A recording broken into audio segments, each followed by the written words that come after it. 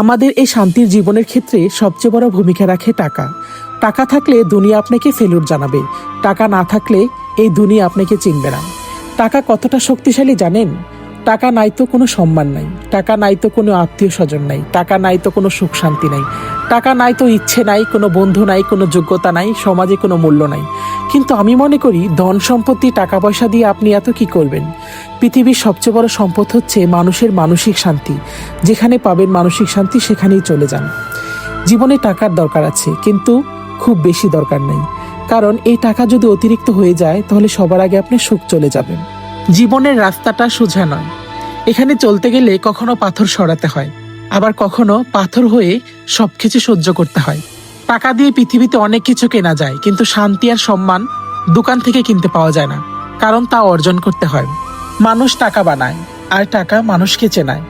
টাকার অভাব খুব ভয়ঙ্কর, ঘরের ছেলেকে বাহিরে নিয়ে চলে যায়। হ্যালো এভরিওয়ান, আসসালামু আলাইকুম। আশা করি সবাই অনেক ভালো আছে। তো আমি অনেক বেশি ভালো আছি। আজকে পবিত্র শুক্রবার, আমাদের মতো গরিবদের আজকে হজের দিন। তো সকালে ঘুম থেকে উঠেই দেখি প্রচন্ড পরিমাণ বৃষ্টি হচ্ছে, বাইরে রান্নার কোনো ব্যবস্থা নেই, তাই আমি ঘরেই সুন্দর করে সবকিছু আয়োজন করে রান্না করতে চলে গেলাম। আজকে রান্না হচ্ছে আমাদের পোলাও আর রোস্ট। সকালে ঘুম থেকে উঠেই দেখি প্রচন্ড পরিমাণে বৃষ্টি পড়ছে, বাইরে রান্নার কোনো ব্যবস্থা নেই, তাই আমি ঘরে আজকে সবকিছু অ্যারেঞ্জ করে রান্না বসিয়ে দিলাম। প্রথমে আমি মুরগিটা সুন্দর করে ধুয়ে কেটে বেছে পরিষ্কার পরিচ্ছন্ন করে এটাতে বিভিন্ন ধরনের মশলা দিয়ে 25 মিনিটের জন্য মাখিয়ে রেস্টে রেখে দিলাম। তারপর কড়াইয়ে ফুটন্ত তেলে আমি একে একে এগুলো ভেজে নিলাম। যতক্ষণ পর্যন্ত বাদামি রং না হবে ততক্ষণ পর্যন্ত আপনাদের ভাজতে হবে, কারণ রোস্টের জন্য পোলট্রি মুরগি রান্না করলে খুব সুন্দর করে ভেজে নিতে হয়।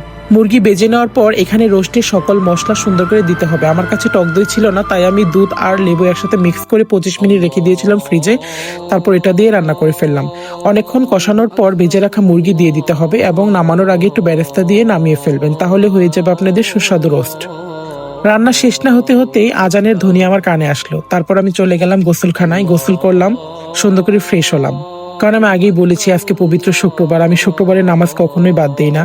আমি মসজিদে গিয়ে নামাজ পড়ি। এখন আমার বাইকনাও আসলো, বাইকনাকেও সুন্দর করে গোসল টোসল করিয়ে জামা কাপড় পরিয়ে আমরা রিক্সা দিয়ে চলে গেলাম আমাদের মসজিদে।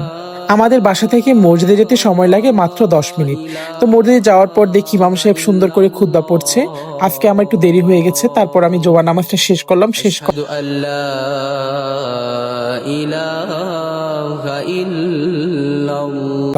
বাসায় চলে আসার পর আমি একে একে আমি যা যা রান্না করেছি সব সুন্দর করে পরিবেশন করলাম। পরিবেশন করে আমার বাগনা বাগনিকে খেতে দিলাম এবং আমার বাগনার যে বন্ধু ছিল জোনাইদ, তাকেও খেতে বললাম। আমরা সবাই একসাথে বসে খেলাম, খুব আনন্দ করলাম, খুব মজা হলো। এবং রান্নার ভিডিও আপনাদের দেখতে কেমন লাগলো সবাই লাইক কমেন্ট শেয়ার করতে ভুলবেন না। থ্যাংক ইউ সবাইকে।